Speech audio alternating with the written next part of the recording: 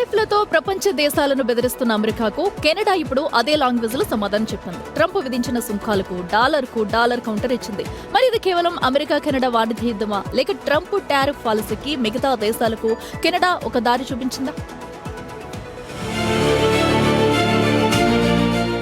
పొద్దున్న లేస్తే ట్రంప్ పని, మార్నింగ్ వీసాలపై బాంబులు, మధ్యాహ్నం శత్రు దేశాలపై బాంబులు, సాయంత్రం టారిఫ్ బాంబులు. ఇదే, ఇంకేం లేదు. తాజాగా కెనడా ఉత్పత్తులపై అమెరికా 50% వరకు టారిఫ్లు విధించింది. దీనిని ప్రతిగా కెనడా కూడా సుమారు $20 బిలియన్ విలువైన అమెరికన్ ఇంపోర్ట్స్ పై 15, 25, 50% ఇలా సుంకాలు విధించింది. సుమారు 700 ఉత్పత్తులు ఈ జాబితాలో ఉన్నాయి. ఇవి సెప్టెంబర్ 8 నుంచి అమల్లోకి రానున్నాయి. ఇప్పుడు కెనడా చూపిన తెగువ అందరికీ బూస్టప్ గా మారుతుంది. అమెరికా సుంకాలతో బెదిరిస్తే మిగతా దేశాలు కూడా ఇదే తరహాలో కౌంటర్ ఇస్తే ట్రంప్ టారిఫ్ వ్యూహం ఎంతకాలం పనిచేస్తుంది? ఓవరాల్ గా చూస్తే ఇలాంటి ట్రేడ్ వార్ తో టారిఫ్లు పెరిగితే దిగుమతుల ఖర్చు, ఉత్పత్తి వ్యయం, చివరికి వినియోగదారులకే ధరలు పెరిగే ప్రమాదం ఉంది. అయితే కెనడా మెసేజ్ మాత్రం స్పష్టంగా ఉంది. టారిఫ్లతో బెదిరిస్తే ప్రతిఘటన కూడా ఉంటుందన్న సంకేతాన్ని ట్రంప్కి ఇచ్చింది. ఆర్థిక దాడులు చేయడం అనేది ట్రంప్ కొత్తేం కాదు. ఎవరు వాళ్ళ మాట వినకుంటే వాళ్ళ మీద టారిఫ్స్ అంటే ఏం లేదు. ఏ దేశం నుంచి అయినా ఉత్పత్తులు వాళ్ళ దేశానికి వస్తే దాని మీద దిగుమతి సుంకం అనమాట. అది విపరీతంగా వేస్తారనమాట. ఇప్పుడు కెనడా కూడా కొన్ని వాణిజ్య ఒప్పందాల్లో మీరు చెప్పిన మాట మేము వినము అనేసరికి మీ మీద టారిఫ్స్ వేస్తామని చెప్పారు.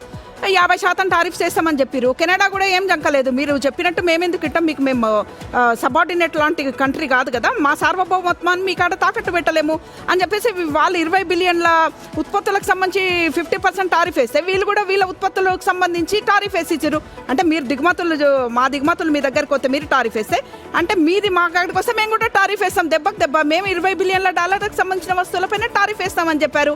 ప్రపంచానికి ఒక కొత్త రూట్ మ్యాప్ చూపించింది. ఎందుకంటే అమెరికా పెద్దన్న పాత్రలో ఉండి ఇష్టం వచ్చినట్టు పూటకో మాట మాట్లాడుతూ పూటకో నిర్ణయం తీసుకుంటుంటే ఇట్లా కెనడా లాంటి కంట్రీస్ ధైర్యమైన నిర్ణయం తీసుకుంటారు. ఏదో మేము పెద్ద దేశము, మా దగ్గరికి మేము తప్ప వేరే దిక్కు లేదన్నట్టు బిహేవ్ చేస్తే కొత్త దారులు, అంటే ఎక్కడైతే సమస్య ఉందో కొత్త ఆలోచనలు పుట్టుకుంటాయి కదా, అట్లా కెనడా కూడా అదే ప్రయత్నం చేస్తుంది. దాంతోపాటు కెనడా ఒక మంచి నిర్ణయం తీసుకుంది. ఎందుకంటే ఈ టారిఫ్ల వల్ల వాళ్ళ దేశంలో ఉన్న కొంతమంది ఇండస్ట్రీస్ నష్టపోవద్దని $5 బిలియన్ వాళ్ళకు రిలీఫ్ కూడా ఇచ్చింది. కాబట్టి కెనడా లాగానే ఇతర దేశాలు కూడా ఇదే ఆలోచన ఇప్పుడు చేస్తున్నాయి. నిజంగా ట్రంప్ వ్యవహార శైలికి కెనడా గట్టి సమాధానం ఇచ్చిందనే చెప్పాలి. బట్ ఇది అన్ని దేశాలు కూడా ఇలా వేసుకుంటూ పోతే ఎవరికి లాభం ఉండదు. ఎందుకంటే ఇప్పుడు అటు కెనడాలో చూసుకుంటే ఇటు అమెరికా నుంచి వెళ్తున్న ఉత్పత్తులపై కూడా అక్కడ ఎక్కువ రేట్లు పెంచేసుకుంటారు. సో అలాంటప్పుడు అటు అమెరికాలో కానీ ఇటు కెనడానికి కూడా ఇది ఎవరికి కూడా లాభం చేకూరదు. అలాగని చెప్పేసి అన్ని దేశాలు కూడా ఈ కెనడా తీరులో వెళ్తే అందరికీ నష్టమే జరుగుతుంది. పైగా సామాన్య ప్రజలు అందరూ కూడా నష్టపోతారు. అయితే ఇప్పుడు కేవలం ఇది అమెరికా కెనడా ట్రేడ్ డిస్పోర్ట్ కాదు, ట్రంప్ టారిఫ్ కి ఒక దేశం ఇచ్చిన పొలిటికల్ రెస్పాన్స్ కూడా. సో దీన్ని ఇలాగే చూడాలి. సో మిగతా దేశాలు ఈ విధంగా వెళ్తే మొత్తం అందరూ నష్టపోవాల్సి వస్తుంది. మరి ఇప్పుడు ట్రంప్ దీనిపై ఎలాంటి నిర్ణయం తీసుకుంటారు? ఖచ్చితంగా దీనిపై, ఎందుకంటే ట్రంప్ ఏదైనా ఒక ఇష్యూ జరిగితే నేనే నెగ్గాలన్న తరహాలో వ్యవహరిస్తూ ఉంటారు. మరి అలాంటిది కెనడా ఏకంగా రివర్స్ టారిఫ్ వేసిందంటే ట్రంప్ ఎక్కడ వెనక్కి తగ్గుతారని అనుకోవట్లేదు. దీనివల్ల సామాన్య ప్రజలు నష్టపోయే పరిస్థితి ఉంటుంది. మరి చూద్దాం ట్రంప్ కూడా ఎలాంటి నిర్ణయం తీసుకుంటారు. సో అమెరికా కెనడా మధ్య సంవత్సరానికి దాదాపుగా $880 బిలియన్ వాణిజ్యం ఉంది. సో అందువల్ల ఈ టారిఫ్లు కొనసాగితే, ఇప్పుడు అమెరికా విధిస్తే కుక్క కాడుకు చెప్పు దెబ్బలాగా కెనడా చేస్తుంది. మంచిదే, ఎందుకంటే కాబట్టి అమెరికా దూకుడికి, అమెరికా టారిఫ్ల బాధుడికి కొంత కెనడా చెక్ పెట్టినట్టుగానే భావించవచ్చు. సో ఇప్పుడు ఇదే బాటను అన్ని దేశాలు కనుక అవలంబిస్తే ఖచ్చితంగా అమెరికా దిగొచ్చే అవకాశం ఉంటుంది. టారిఫ్ల గోళ కొంచెం తగ్గే అవకాశం ఉంటుంది. అంటే వాళ్ళ దేశంలో ఎటువంటి వస్తువులు దిగుమతైనా కూడా ఆ దేశానికి విపరీతంగా టారిఫ్లు వేయడం అనేది ఇప్పుడు అమెరికా చేస్తున్నటువంటి ఒక ట్రెండ్. కాబట్టి ఈ ట్రెండ్కు బ్రేక్ వేసింది కెనడా.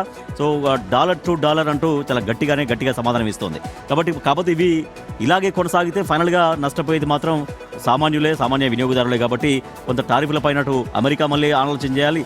అమెరికా ఆలోచన చేసినప్పుడు మళ్ళీ కెనడా కూడా ఆలోచన చేసిన తర్వాత ఒక స్టాండర్డ్గా, ఒక స్టేబుల్గా ఒక టారిఫ్ దగ్గరికి వచ్చి తీసుకుంటే కొంత చాలా వరకు రిలీఫ్ అయ్యే అవకాశం ఉంటుంది. అందుకే ఒక క్వశ్చన్ మనకు కనిపిస్తుంది, టారిఫ్ వార్లో చివరికి నష్టపోయేది సామాన్య జనాలేనా?